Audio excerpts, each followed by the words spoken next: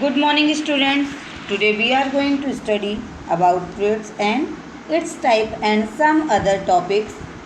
But if you have not studied about resemblance, so you can see part first of this video. So let's get started.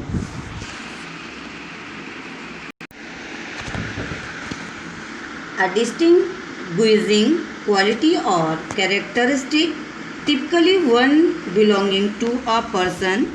Actually, this is a perfect definition of trait, जिसका मतलब यह है कि हमारी कोई quality या आदतें हमारे परिवार के किसी भी सदस्य की तरह हो सकती हैं. Now let us know about types of traits. So there are two types of it: inborn traits, second acquired traits. तो चलिए इनके बारे में हम पढ़ते हैं.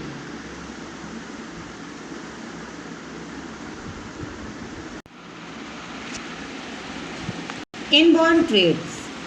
Our eyes, the shape of our face or height may resemble someone in our family, usually our parents.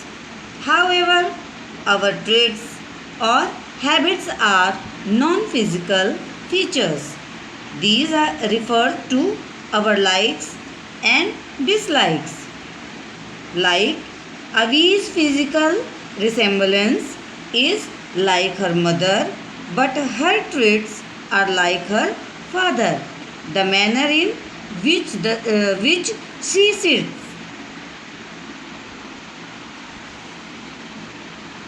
These traits are inborn. We have inherited these or received them like our physical bodies from our family. Our traits can also resemble other family members. Can you think of a trait you have which is similar to someone in your family?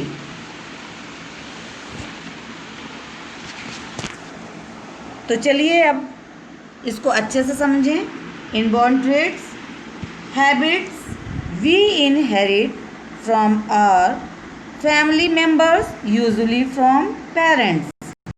We have these habits from birth. इसका मतलब यह है कि आदतें जो हम अपने रिश्तेदारों या अपने माता पिता से ग्रहण करते हैं उसे इनबॉर्न ट्रेट कहते हैं. One more important thing about it is that हम इन आदतों को जन्म से ही ग्रहण कर लेते हैं. तो चलिए हम एक्वायर्ड ट्रेट के बारे में पढ़ें.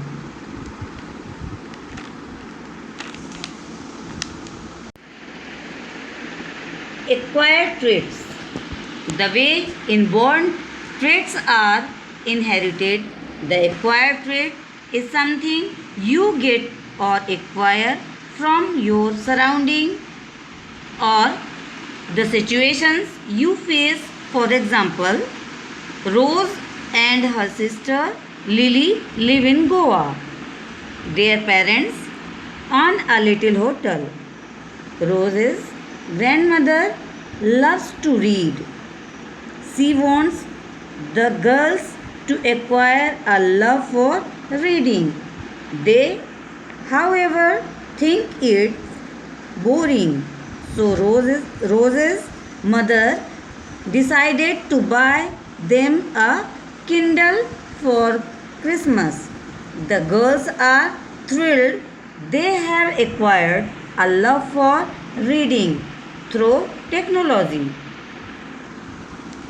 तो चलिए अब इसके बारे में भी हम अच्छे से समझते हैं. Acquired traits habit you get or acquire from the surroundings or situation you face. इसका मतलब यह है कि आदतें जो हम अपने आसपास से या फिर मुसीबतों से सीखते हैं, यह आदतें हम जन्मजात से ही नहीं सीखते हैं. तो यह बात हुई ट्रेट्स के बारे में. तो चलिए अब हम न्यू फैमिली मेम्बर्स के बारे में पढ़ें.